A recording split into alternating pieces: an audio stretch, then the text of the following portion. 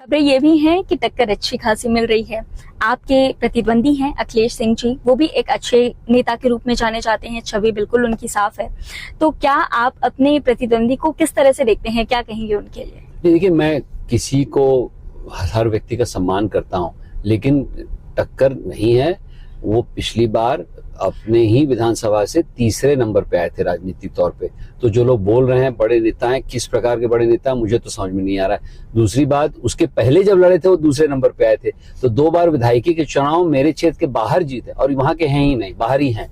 तो टक्कर कोई नहीं है, हम लोग जीत रहे हैं एक तरफा। ये बात सही है, उनका सम्मान करता हूँ। वो वक्तव्य अच्छा देते हैं, लेकिन मैं कभी कभी असहमत हूँ उनकी चीजों से। जो उन्होंने कई चीजें धार्मिक रूप पे कही हैं, उस सरासर गलत हैं। टीवी के नेता हैं, टीवी के नेता को उतारा गया है, परिणाम 4 जून को साफ आ जाएगा। आप ही के योगी जी कहते हैं कि नेता अच्छे हैं, गलत पार्टी में हैं। नहीं, देखिए, नेता अच्छे हैं, गलत पार्टी में हैं, तो ठीक है, लेकिन मेरे विरुद्ध में खड़े हुए हैं। तो मैं तो यही बोल रहा हूँ, अपना जो प्रश्न है, टक्कर है कि नहीं है, कोई टक्कर नहीं है, हम जीत रहे हैं एक तरफा।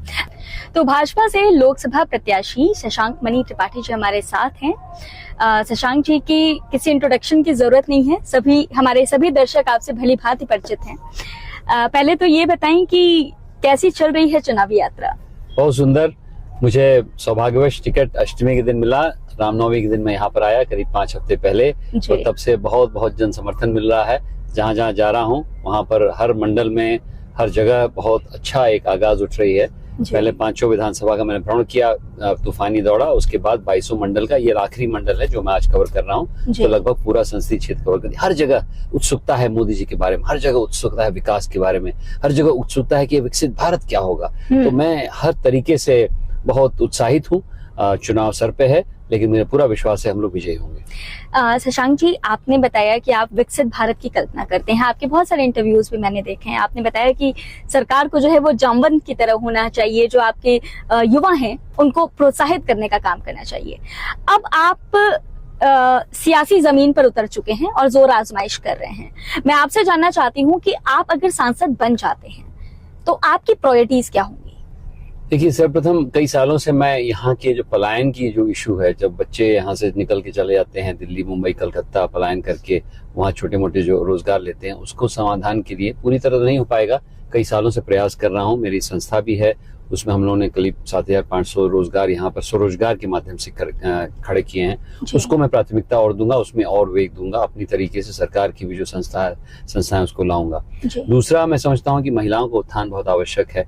उसके लिए मैंने काफी काम किया है, इंटरनेट साथी का काम किया है, अभी बहुत बड़ा प्रोग्राम BMGF का चल रहा है। उसी के साथ साथ अब कई ऐसी योजनाएं हैं जो महिलाओं को उत्थान के लिए, अब सबला नारी जो मैं अभी बात कर रहा था उसके बारे में। तीसरा, किसानों की आय को दुगना करने के लिए मेरे पास कई ऐसी चीजें हैं जो कि किसान बंधुओं को हम लोग ले जाएं। जैसे कि नॉन फार्म एग्रीकल्चर, जो कि आप किसान अपने खेत में बोता है, उसके आसपास क्या हो सकता है, मुर्गी पालन है, कई ऐसी चीजें हैं जो कि नॉन फार्म से रिलेटेड है, उससे फार्म की इनकम दुगनी होने से हो सकती है, टेक्नोलॉजी का प्रयोग। चौथा, मैं शहरीकरण में बहुत विश्वास करता हूं, क्योंकि हमारा देवरिया अच्छा शहर तो है, लेकिन उसको और अच्छा हम लोग बनाना चाहते हैं। 5वां, कुछ ऐसे इंफ्रास्ट्रक्चर प्रोजेक्ट्स हैं, मान लीजिए तमकुही की तरफ हैं, जिसमें हम लोग नदी पे कुछ करना चाहते हैं, कुशीनगर का एयरपोर्ट है। और मेरे हिसाब से छठा, एक ऐसा सांस्कृतिक राष्ट्रवाद की भावना मेरे अंदर है कि देवरिया सांस्कृतिक क्षेत्र है, बहुत मंदिर हैं, बहुत ऐसी संस्थाएं हैं, उसको हम कैसे उठाएं। उसमें मैं विश्वकर्मा भगवान का भी एक मंदिर बनाना चाहता हूं। तो ये प्रमुख 5-6 मेरे मन में चल रही हैं। जी शशांक जी, अभी हम ग्राउंड रिपोर्टिंग कर रहे थे, हमने लोगों से बातचीत की और कई लोगों का ये कहना है, इनफैक्ट एक इमेज जो आपकी है वो ये है कि शशांक जी हमेशा युवाओं की बात करते हैं, हमेशा रोजगार की बात करते हैं। तो ये एक पॉजिटिव अप्रोच है लोगों का। लेकिन एक सवाल मेरा ये है कि आपने बहुत सारा काम जो है वो बिना सांसद रहे ही कर लिया है, फिर राजनीति में उतरने का कारण क्या है? नहीं, राजनीति में उतरने का ये कारण है कि राजनीतिक प्रभाव से मुझे और बल मिलेगा। उसका एक उदाहरण देता हूँ। मुझे स्वावलंबी भारत अभियान का नीति प्रमुख बनाया गया है करीब 1-1.5 साल पहले। ये स्वावलंबी भारत अभियान पूरे देश में काम कर रहा है, रोजगार, स्वरोजगार, उद्यमिता से। और अभी मुझे 10 जिलों का बोला गया है कि आप 10 जिलों में जो काम आप अपने जिले में कर रहे हैं उसको वहां करिए। तो अगर ऐसा हो जाता है और मैं सांसद बन जाता हूँ तो मुझे संसाधन की कमी नहीं रहेगी, लोग मुझे इज्जत देंगे, मेरी बात सुनेंगे।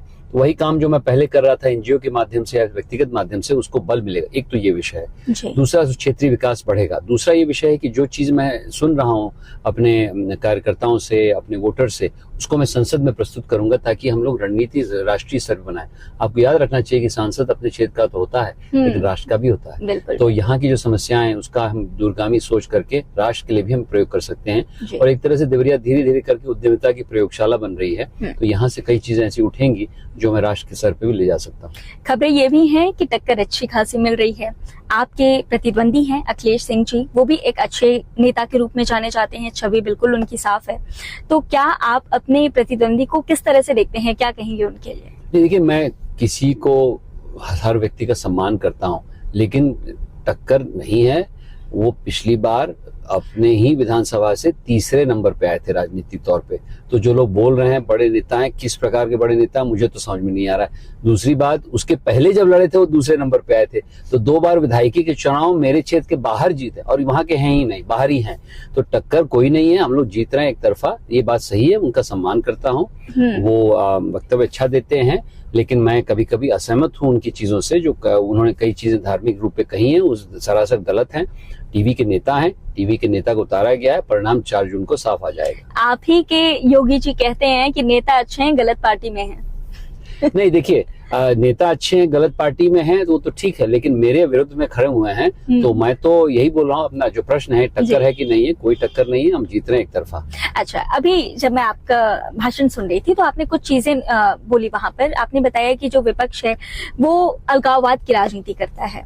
थोड़ा सा इस पर रोशनी डालिए कि आप क्यों विपक्ष की इस तरह की छवि को लेकर के सामने आ रहे हैं। क्या ऐसा नहीं, अब अगर सवाल की बात है तो फिर भाजपा पे भी सवाल उठते हैं कि वो जो है वो ध्रुवीकरण की राजनीति करती है, तो भाजपा में भी इस तरह के सवाल उठते हैं, तो उनको कैसे आप जस्टिफाई करेंगे? नहीं, एक तो मैं पहले भाजपा से शुरू करता हूँ। भाजपा में कोई ध्रुवीकरण नहीं है। हम लोग हर समय एकात्म मानववाद से प्रेरित हैं। आदरणीय दीनदयाल जी ने 1964 में बोला था कि हर पुरुष, हर महिला, हर समाज का व्यक्ति एक दूसरे के साथ जुड़ा हुआ है, वो ब्रह्म से उत्पन्न है। ये वेस्टर्न पाश्चात्य सभ्यता या कम्युनिज्म से परे है, और मेरी किताब में मैंने इसके बारे में काफी व्याख्यान दिया है। उसमें कोई भी धर्म, कोई भी जाति, कोई भी वर्ग अलग नहीं है। हम एक राष्ट्र के हिस्सा हैं। जब राष्ट्र के बारे में आप कोई बात करता है, चाहे वो हिंदू हो, मुस्लिम हो, क्रिश्चियन हो, ईसाई हो, उसमें कोई दिक्कत नहीं। लेकिन उसी के साथ साथ अगर तुष्टीकरण की राजनीति जो हो रही थी 60 साल से, उसके हम विरोध में हैं। अगर आप 2 संविधान कर रहे हैं, 370 लागू कर रहे हैं, इसको हम हटाएंगे और बेझिझक हटाएंगे। तो दिक्कत लोगों की उसकी है, ध्रुवीकरण नहीं है। ये तो हमारी राजनीति की एक राष्ट्र होना चाहिए, उसमें हिंदू, मुसलमान, सिख, ईसाई सब साथ चल के चलें। लेकिन अगर आप एक को प्राथमिकता देना शुरू करेंगे तो स्वाभाविक है कि हम उसके लिए लड़ेंगे। ये तो एक विषय रहा। जहां तक मैंने जो बात रखी पहले, उसमें मैं 2-3 चीज कहूंगा। देखिए, जब किसी को कोई अच्छा काम करता है और दूसरा व्यक्ति में सामर्थ्य नहीं होता है उस अच्छे काम के टक्कर देने के लिए, उससे बड़ी लकीर खींचने के लिए, तो वो अलगाववादी बातों से लोगों का मन करता है। और यही लगभग हाल आज की तारीख में विपक्ष का हो रहा है कि कुर्सी का किस्सा है उनका, अपनी कुर्सी बचा रहे हैं लोग, सत्ता में नहीं है तो जुझला गए हैं, इसलिए मोदी जी पे आक्रमण कर रहे हैं, कई तरह के आरोप लगा रहे हैं। तो मैं समझता हूं कि उसके विरुद्ध हम लोग को बोलना पड़ेगा। मेरे हिसाब से अलगाववाद की भावना इस प्रकार की है कि क्यों राहुल बाबा जाके चीन से बात कर रहे थे कुछ सालों पहले, क्यों ये जश्न मनाया जा रहा है पाकिस्तान में, अगर यहाँ पर हमारे उसमें, ये सब चीजें हैं जिसके बारे में सोचना पड़ेगा। दूसरी चीज मैं ये कहता हूँ कि देखिए, अब जैसे राम मंदिर का उद्घाटन हुआ, इतना बड़ा भव्य मंदिर था, सबकी आस्था उसमें थी, इन्विटेशन सबको गए, कोई आया नहीं, सकारात्मक सोच नहीं है उनकी। तो मैं ऐसा नहीं करता हूँ कि विपक्ष, एक तगड़े विपक्ष की आवश्यकता है, लेकिन सिर्फ आप वो यात्रा कर रहे हैं ऊपर पूरे देश भर में, उससे विपक्ष नहीं तगड़ा होगा। आपको संगठनात्मक रूप से अपने आप को तगड़ा करना पड़ेगा, तब असली टक्कर होगी। अभी टक्कर ही नहीं है इस समय।